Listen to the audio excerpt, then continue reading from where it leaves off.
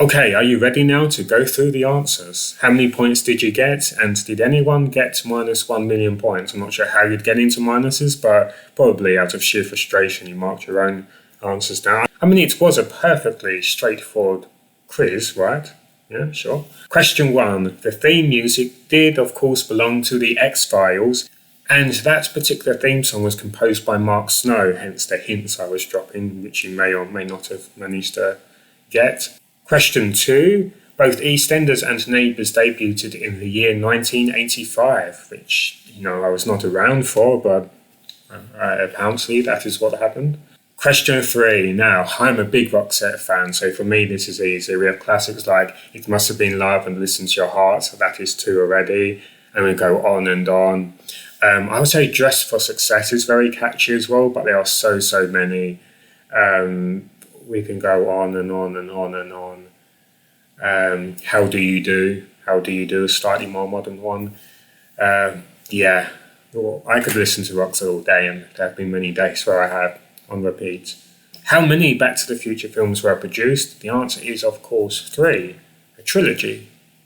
Before trilogies became what everyone did for the sake of it, although some people did argue that there were too many Back to the Future films. And I have seen only 2 of them, I believe. I would like to see the final one for sure. Question 5. Did anybody answer question 5? If I purchased 60 boxes of Jaffa Cakes, with each box containing 12 Jaffa Cakes, how many Jaffa Cakes have I eaten if I eat 2/3 of the total combined contents minus 1/3 of 2/3 of the total combined contents? Please present your answer in Dutch. If anyone actually does have an answer for that, I will buy you some awesome chips when you come and visit Birmingham. It's a takeaway we have here. I will, seriously, if you have the first person to present the correct answer in Dutch, I can buy you some chips or post them through the letterbox, but that may not quite be the same. I suspect, I could be wrong, and it could cause some problems with your letters being posted through and having to bypass or mingle with this mushy potato. But anyway, maybe I'm overthinking this.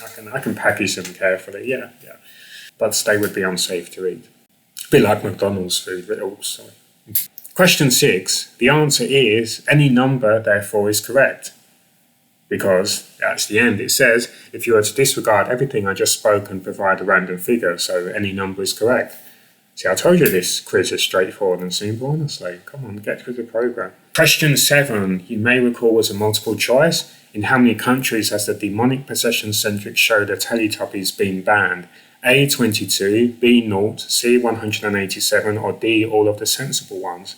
The answer is, of course, D, all of the sensible ones, which is sadly none of them. It has not been banned anywhere, so that's a shame. How many Pokemon had been officially revealed in Japan during the year 2012? The answer is, of course, D, more than 400. Which supermarket owns the Belmont's biscuit brand? The answer is certainly Aldi. The registration date was 27th of July 2007, according to my research, and the renewal date is 14th of December 2026.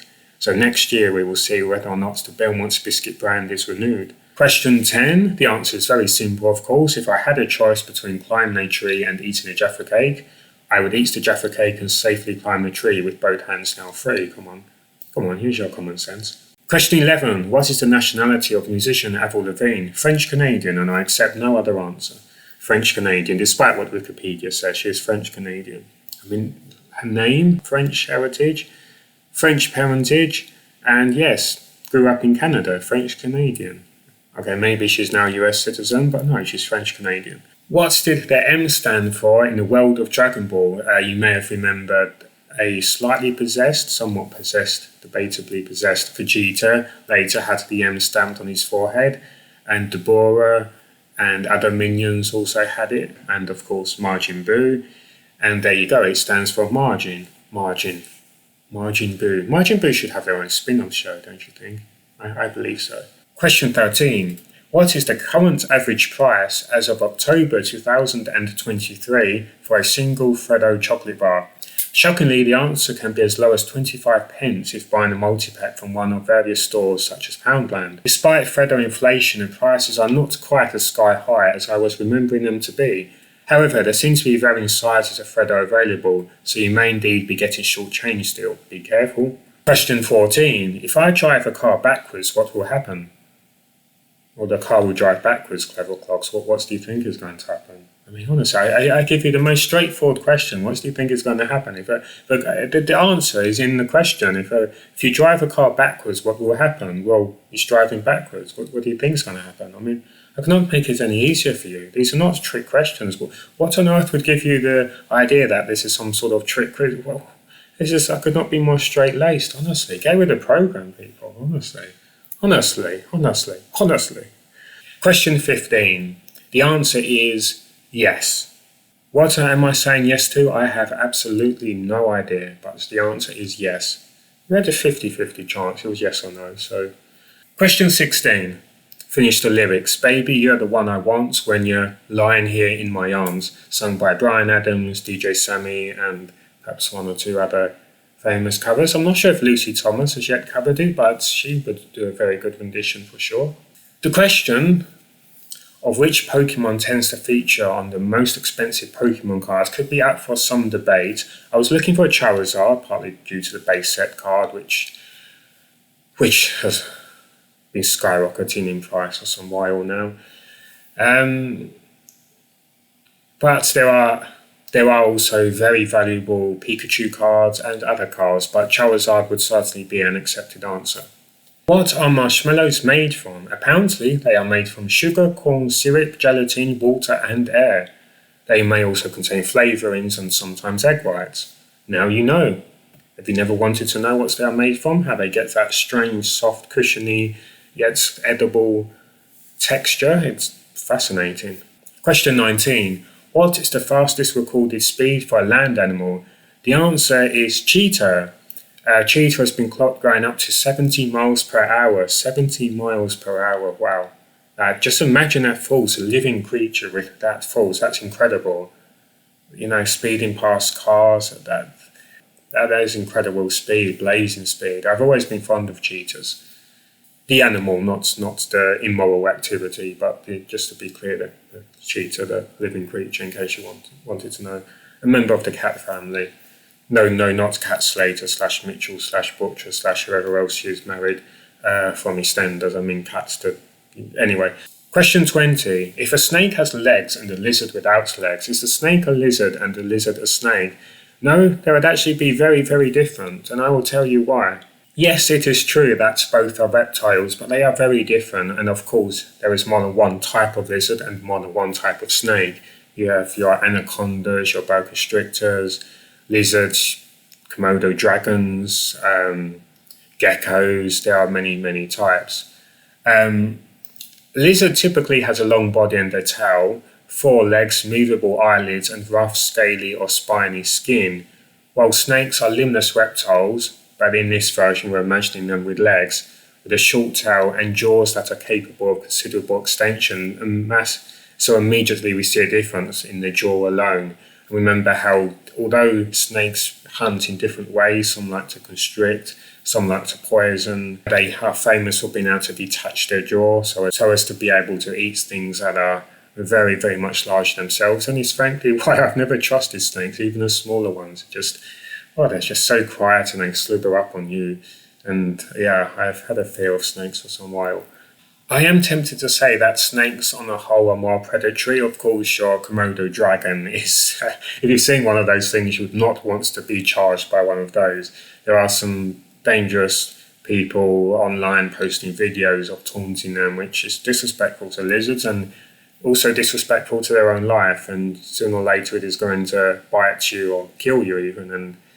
And you've thrown yourself into the path of a predator. But I feel like snakes in general are so predatory, whereas lizards, there is much more of a varying degree regarding the intensity of their predatory nature, but somebody who has kept snakes and lizards can perhaps tell me. Question 21. What is the difference between fatalism and determinism? Now, I've gone through quite a few different phases here.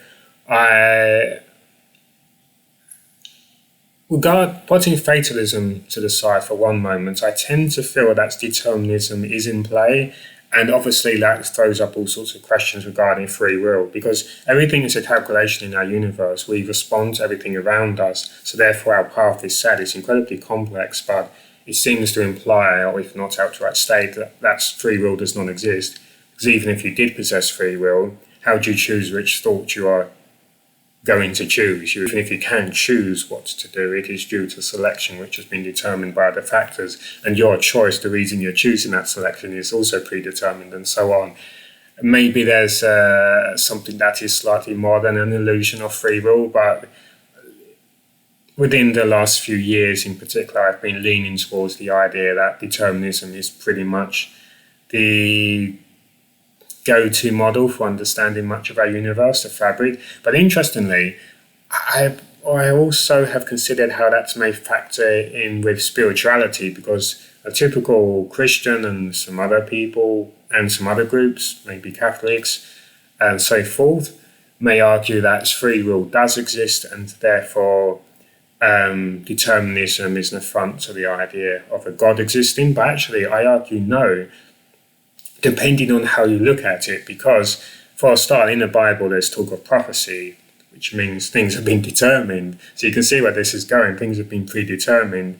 And this also complicates the nature of praying. How can you pray for something to happen if your prayer is essentially useless? If the outcome has been predetermined, why are some prayers answered and some not? It would seem to be the case that prayers are not being answered. There is just the illusion that prayers are sometimes being answered, but really other factors were in play.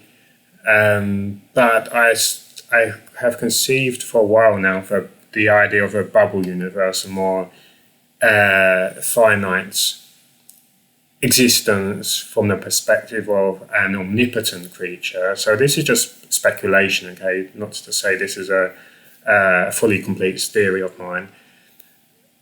And so within our universe, we have determinism. Everything has been predetermined, which, if you look around you, that seems pretty obvious, but we still try to talk about free will. And day to day we do, of course. If somebody murders someone, we say that's you can do what you want because you have no free will. Obviously, that's a different argument that sadly some people try to make, but was never being made in the first place. It does not mean there is no such thing as morality. It just means we are trapped.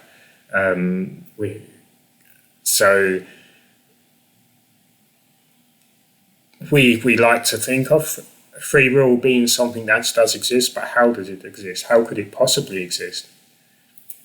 However, if there is a force outside of our universe, there could be something which interacts. Some could say it's extraterrestrials from another dimension, or a god or gods, plural, and they can influence events which change the game. So a bit like if you're playing Monopoly, or chess, whatever you fancy, you have limited moves depending on the rules of the game and how things are going on within the game. But somebody could grab a Monopoly item, say one of the Monopoly tokens, and bring that to the game of chess, and then you have a game changer. How do these two go together? So now you have a new game, a fusion.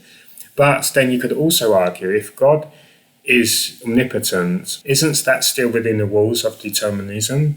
Is because something must have determined the existence for God to exist, or some would say God always existed. Some counter with how can that be, but whether or not we understand it is neither here nor there in terms of whether or not it is. We're just playing catch up, trying to understand our universe. If our understanding is limited, that does not mean that something could not possibly be. It just means we have yet to work out how it could not be. It could be that we're right to doubt the idea, but we are always playing catch up. So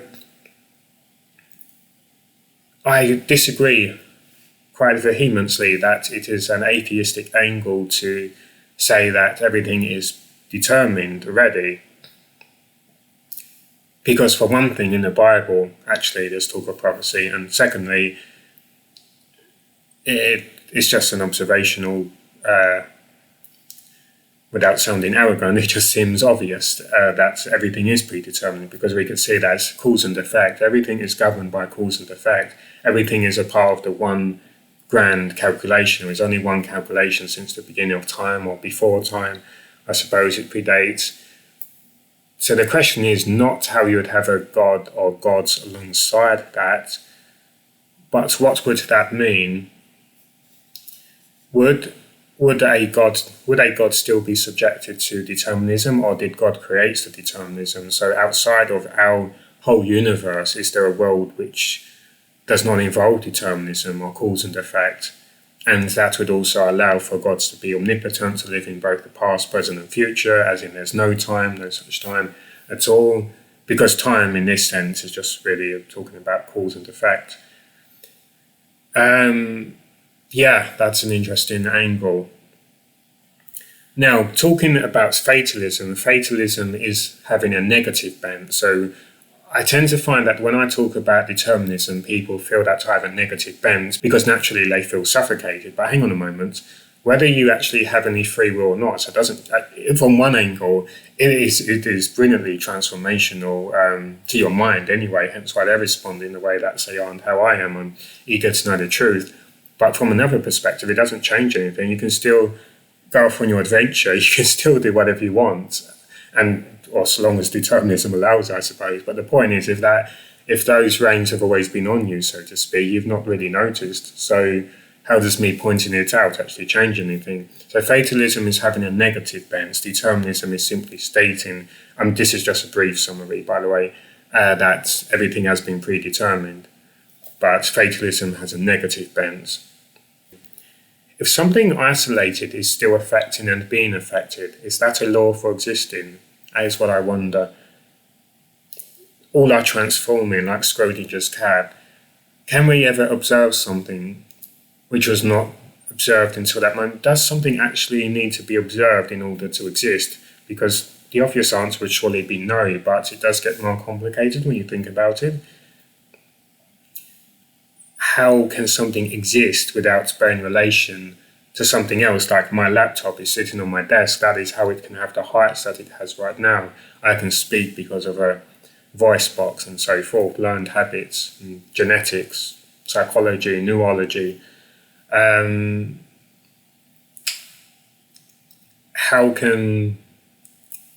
could a star exist without shining forth? Because it could not be covered up by darkness. From our perspective, it could be. It is so far away, and it takes light years, absolutely light years, for this remote hypothetical star to reach us through its light. But it would have to be, it cannot exist truly independent unless it is that God exception, perhaps. It would have to exist, it would have to be, as though our universe is a canvas, it has to be part of the material on the canvas. It cannot be outside of it. It has to be touched by something. It has to be acknowledged by another star in some way, through gravity or just them being in the same place.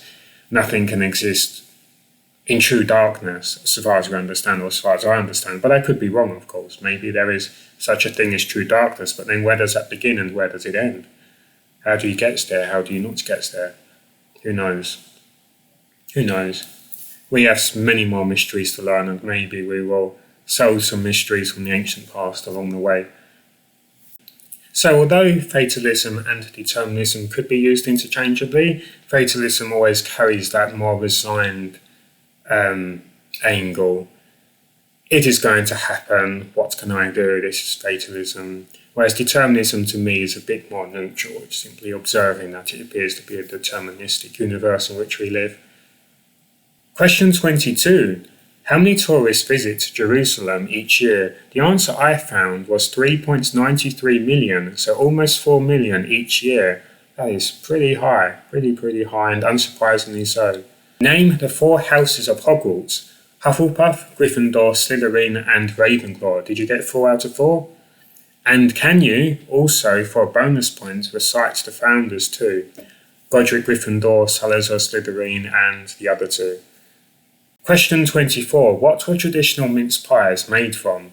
According to Margaret Baker, the once traditional list of 13 ingredients was to represent Christ and his 12 apostles. In North America, they are known as mincemeat pie and fruit mince pie in Australia and New Zealand, usually containing a mixture of fruit, spices and suet. They were traditionally oblong-shaped to resemble a manger before we ended up with a more pie-like shape we have now. And as you can imagine, back in the day, they actually contained minced meat. Of course, modern mince pies are vegetarian friendly, hence why I tend to scoff quite a few each year. But back in the day, they did actually contain meat. Can you name 2 Swedish bands? Well, I hope Roxette was one of them. Perhaps you picked ABBA. And did somebody pick something that was not Roxette? I've never been a big fan of ABBA, but that would be another option. Question 26. What is the maximum amount of octaves a human is known to be able to sing?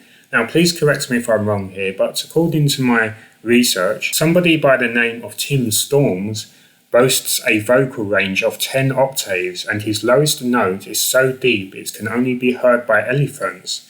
So check out Tim Storms. He may have a YouTube channel or social media somewhere, or maybe has written a book or two. And finally, question 27. If your name is Steve, award yourself 1 point. Thank you so much for watching, and I will see you in the next Christmas quiz, which will probably be Christmas Quiz 2025, to be filmed Christmas 2027. Although I am catching up with videos, I'm getting there, so bear with me. Thank you for the music, and thank you for the cheese. Oh, now I can remove this hat, and now I can take my Christmas tree down, finally. It is the 7th of March. I can finally take it down, yes. Goodbye for now.